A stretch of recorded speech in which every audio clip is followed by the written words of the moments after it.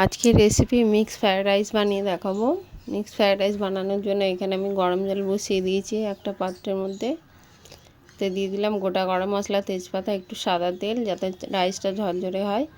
আর এখানে আমি সাদা তেল দিয়ে ভেজে নেব দুটো ডিম, তারপরে ক্যাপসিকাম, গাজর, কাঁচা লঙ্কা, চিংড়ি মাছ আর এখানে মাংসর কিমা, এগুলো দিয়ে ভালো করে ভেজে নেব একসাথে।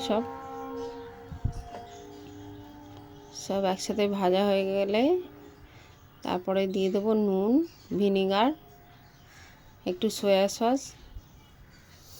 আর আমার ভিডিওটা যদি ভালো লেগে থাকে লাইক, কমেন্ট, শেয়ার করবেন। ফেসবুক থেকে দেখলে আমার পেজটি ফলো করবেন, আর ইউটিউব থেকে দেখলে আমার চ্যানেলটি সাবস্ক্রাইব করতে ভুলবেন না। আর চালগুলো দিয়ে দিলাম। ভাত হয়ে গেল, মানে রাইসটা রেডি হয়ে গেছে। এবার মিলিয়ে নেবো। কড়াইয়ের মধ্যে অল্প ঘি, সাদা তেল মিক্স করে দেবো। দিয়ে এবার ভাজা সবজিগুলো আর রসুন কুচি আর ডিমের যেটা ভাজি বানিয়ে রেখেছিলাম একসাথে দিয়ে রাইসগুলো দিয়ে মিক্স করে নেব। নুন চিনি স্বাদ মতো দিয়ে দেবো। নুন চিনি স্বাদ মতো, গোলমরিচ পাউডার দিয়ে দিলেই রাইসটা রেডি হয়ে যাবে, মিক্সড রাইস। এভাবে একবার বাড়িতে বানিয়ে খেয়ে দেখবেন, খুবই সুস্বাদু হয়। ভিডিওটা শেষ করছি, টাটা।